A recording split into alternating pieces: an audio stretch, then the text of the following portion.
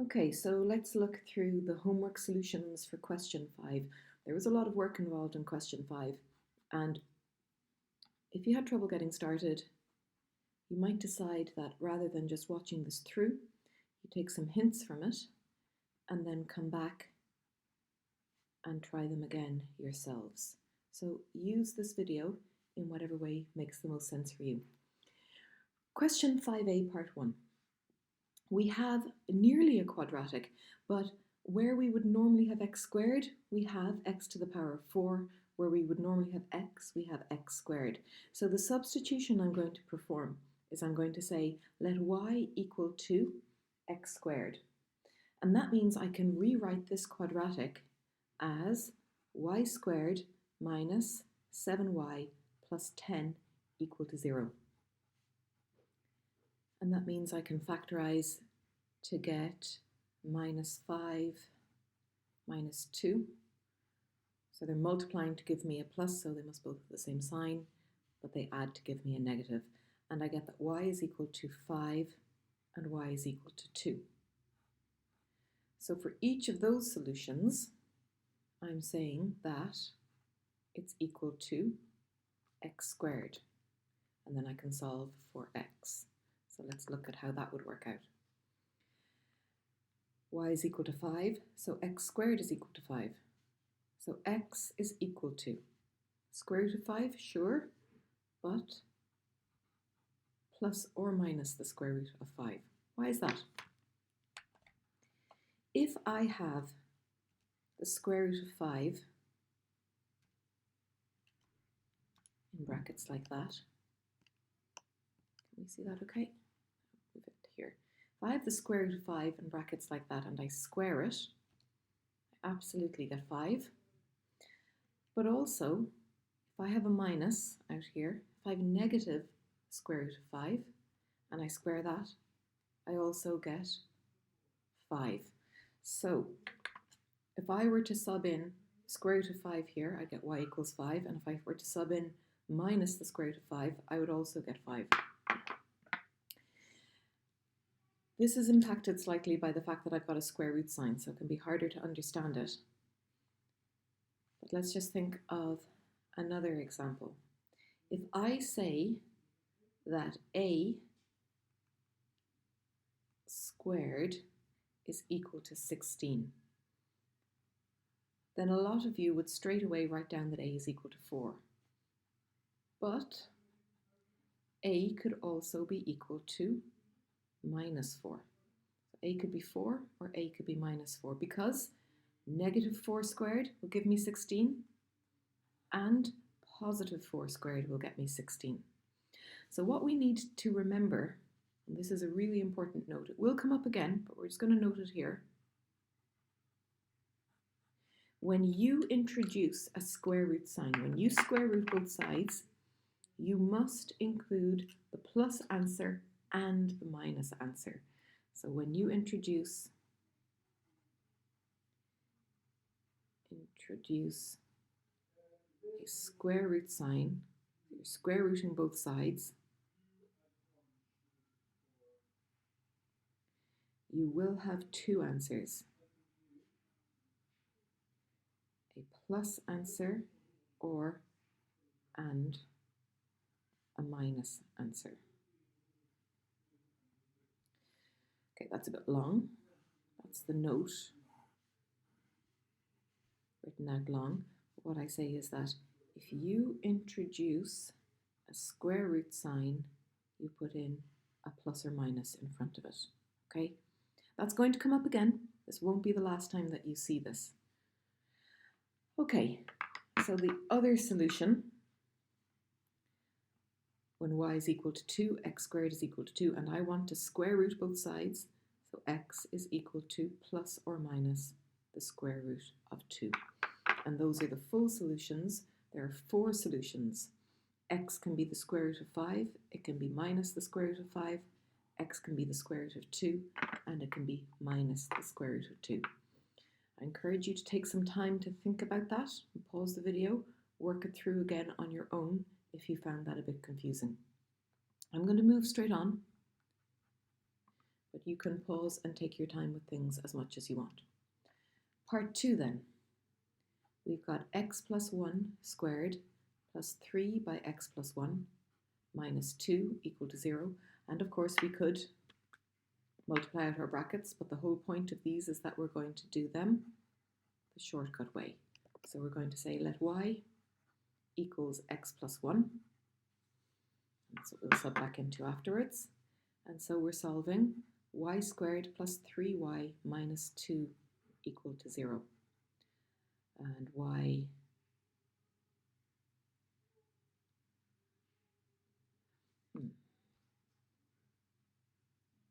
just check that I took that down right.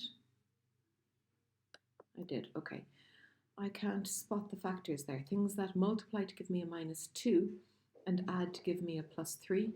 I can't see any integer solutions. So let's use my minus b formula.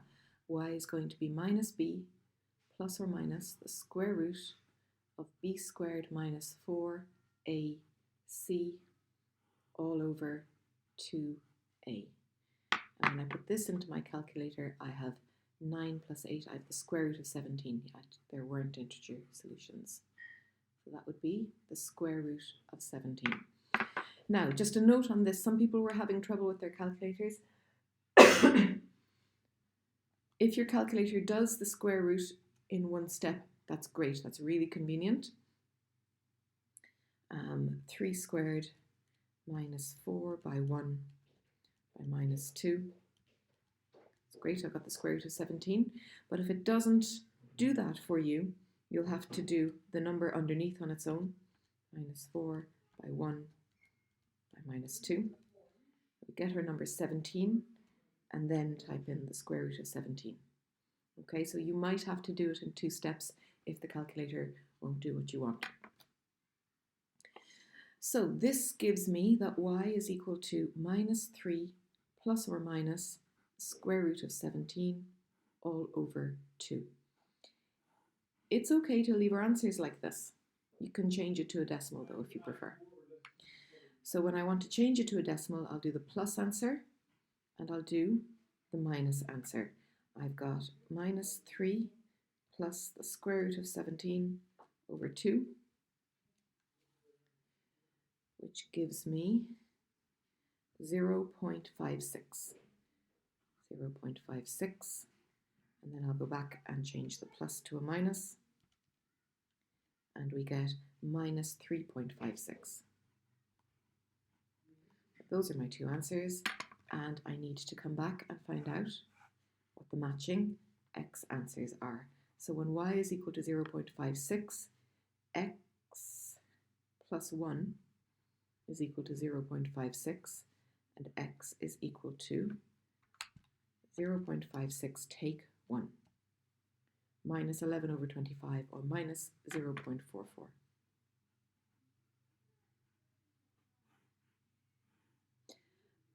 And when y is equal to minus 3.56, x plus 1 is equal to minus 3.56, so x is equal to minus 4.56. You can use the calculator if you need to there. Okay. Let's move right on to part 3.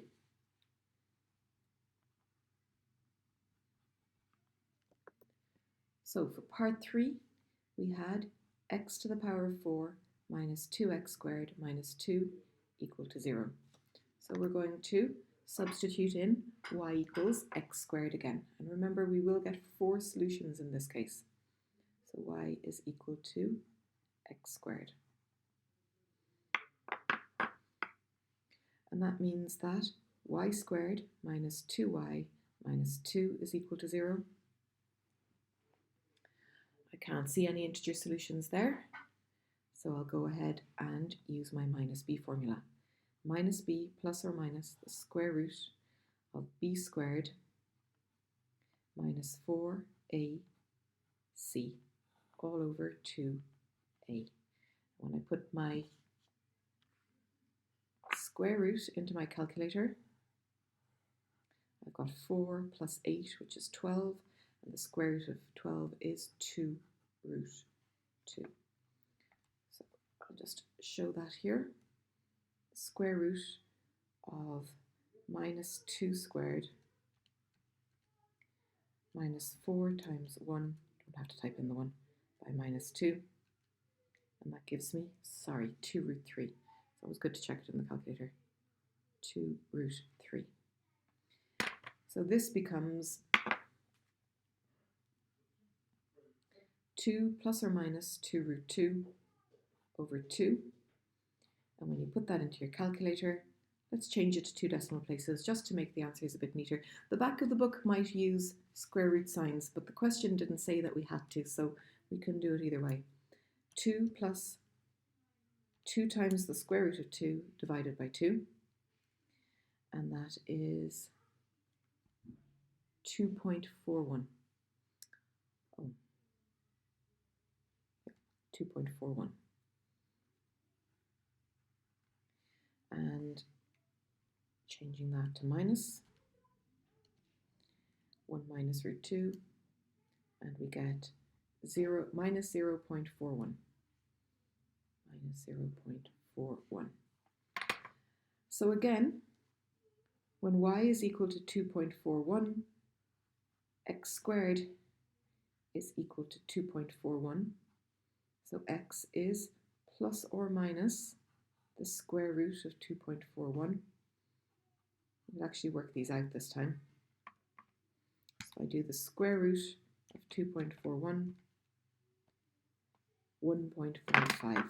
So x is either equal to 1.55 or x is equal to minus 1.55. And this is an approximation, but if you took these numbers and you substituted them in up here, they would work to give you 0. They probably wouldn't work out exactly as 0 because we've done some rounding here. What about the other value? Well, if y is negative, minus 0.41, let's say x squared is equal to minus 0.41. But what happens when we try to put that into our calculator? Square root of minus 0.41, we get an error because you can't get the square root of a negative number. We discard these solutions. You can't get the square root of a minus number, at least until we do complex numbers. We have a way of doing it, but it's not part of this question. And the question did say that x was a real number. So it must be a real number, and there are no real numbers where this is true. Excuse me. Okay, so part 3 and part 1 quite similar to each other in terms of the substitution that we use. Let's look at part 4. We've got 2k minus 2 squared minus 3 by k minus 2 minus 4 equal to 0. And we're going to say let x equal to k minus 2. Doesn't matter what letter we use. Let x equal to k minus 2. So we have 2x squared minus 3x minus 4 equal to 0.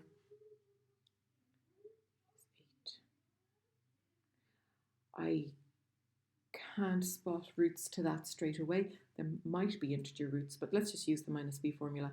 So x is going to be minus b plus or minus the square root of b squared minus 4ac all over 2a.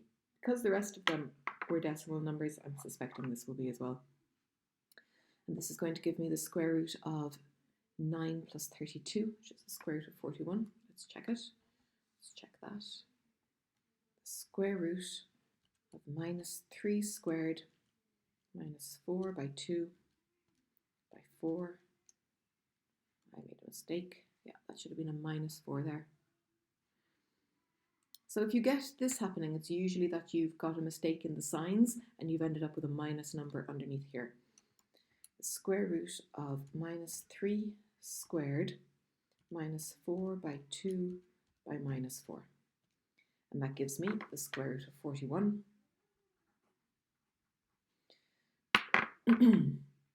So x is going to be 3 plus or minus the square root of 41 over 4. We'll get our plus answer, we'll get our minus answer. 3 plus the square root of 41 over 4. And we'll change it to a decimal, 2.35. Go back and change this to a minus.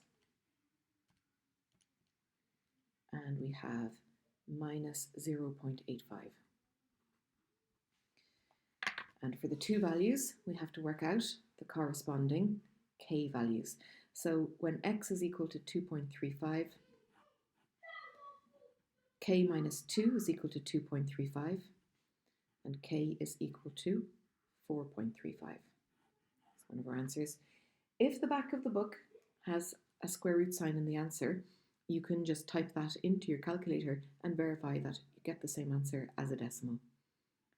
So if x is equal to minus 0.85, k minus 2 is equal to minus 0.85. Be careful with my signs, it's easy to drop them by accident. And we're adding 2 onto that. We've got 1.15 to 2 decimal places. So k is equal to 1.15.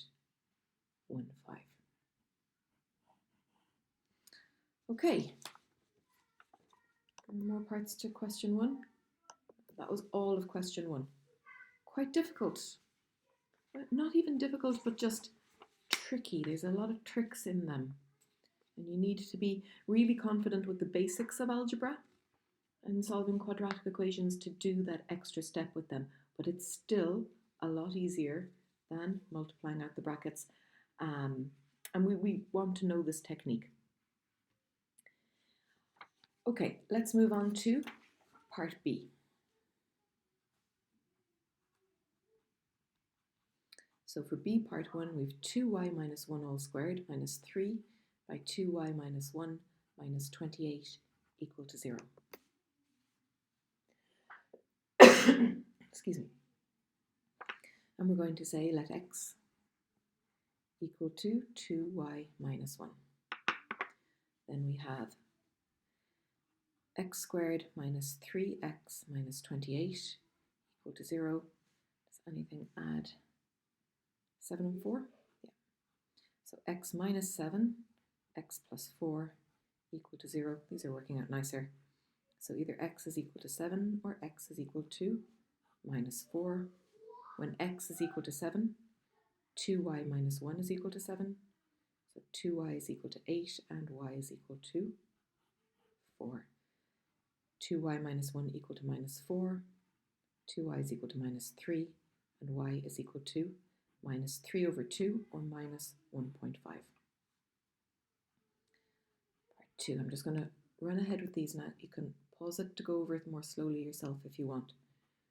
2y minus 3 all squared minus 1 equal to 0. So again, I'm going to use the substitution technique, although there's more than one way of doing this. And we'll say let x equal to 2y minus 3. Sorry. So then we have x squared minus 1 equals 0. Let's do this by factorizing. That's the difference of two squares. X plus 1, x minus 1 equal to 0. So either x is equal to minus 1 or x is equal to plus 1. By the way, here's where we can point out about that plus or minus that I talked about. So another way of doing this would have been to say x squared is equal to 1, and I introduce a square root on both sides, so x is plus or minus the square root of 1. X is plus or minus 1, plus 1 and minus 1. Two different solutions. That's the same, right? It's just a different way of thinking about exactly the same thing. Right, when x is minus 1, 2y minus 3 is minus 1, 2y is equal to 2 and y is equal to 1. Or 2y minus 3 is equal to 1, so 2y is equal to 4 and y is equal to 2. That's all of part B. And let's look at part C.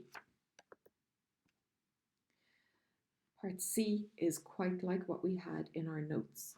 So we have y plus 4 over y all squared minus 9 by y plus 4 over y plus 20 equal to 0.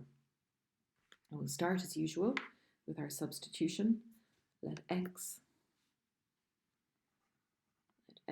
equal to y plus 4 over y. To solve this without using substitution, the algebra will get quite messy squaring out something like this, and it's really easy to make a mistake. But that's also a technique that you can use if they don't say you have to use a particular technique. So this is just an option for us, a way that we can solve these types of equations more quickly, but it's not the only way of doing it. So we're solving x squared minus 9x plus 20 equal to 0. We do have factors, x minus 5, x minus 4 equal to 0. So either x is equal to 5 or x is equal to 4. When x is equal to 5, that means that y plus 4 over y is equal to 5. And we need to get rid of the fraction then. How do we get rid of the fraction? So this is what we did in the notes yesterday. We multiply across by a common denominator. So we're going to multiply every single term by y. We'll multiply this by y, we'll multiply this by y, and we'll multiply this by y.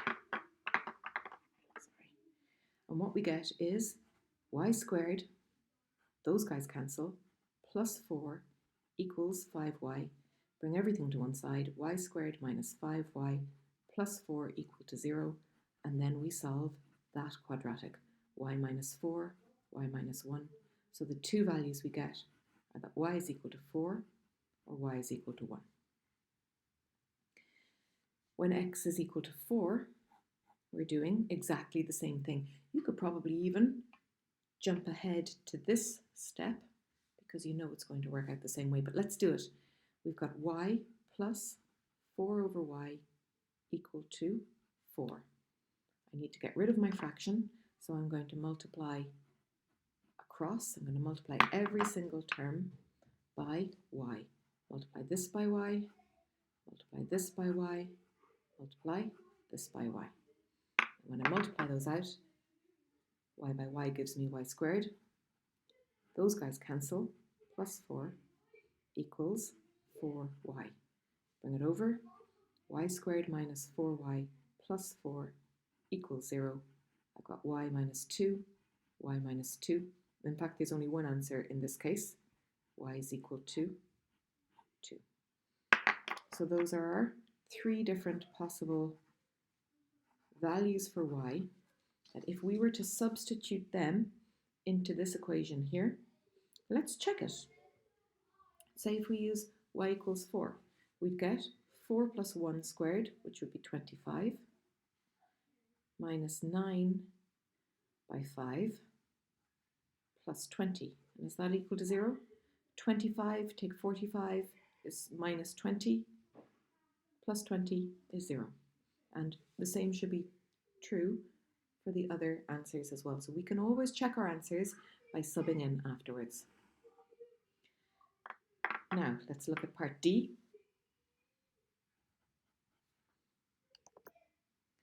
We have 2t minus 5 over t all squared minus 12 by 2t minus 5 over t plus 27 equal to 0. And we're going to do a substitution. We'll say let x equal to 2t minus 5 over t.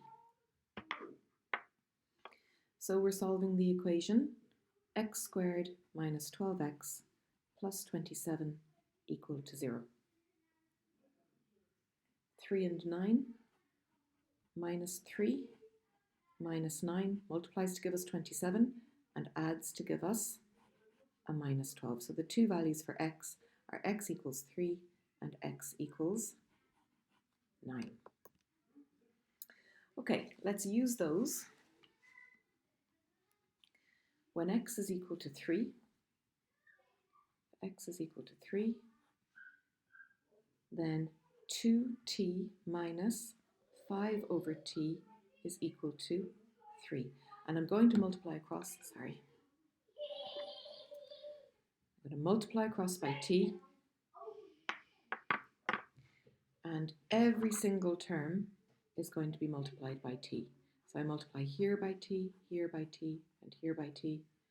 When I multiply out, I get 2t squared, those guys cancel, minus 5 equals 3t. 2t squared minus 3t minus 5 equals 0. Are there factors for this? Yeah. So my guide number is minus 10, and I can rewrite this as a minus 5t plus 2t, and factorize by grouping. You can equally use the minus b formula to solve for t as well. 2t minus 5 plus 1, 2t minus 5. So we have 2t minus 5, t plus 1 equal to 0. T is equal to 5 over 2, or t is equal to minus 1. That's one pair of solutions, but we have another pair as well.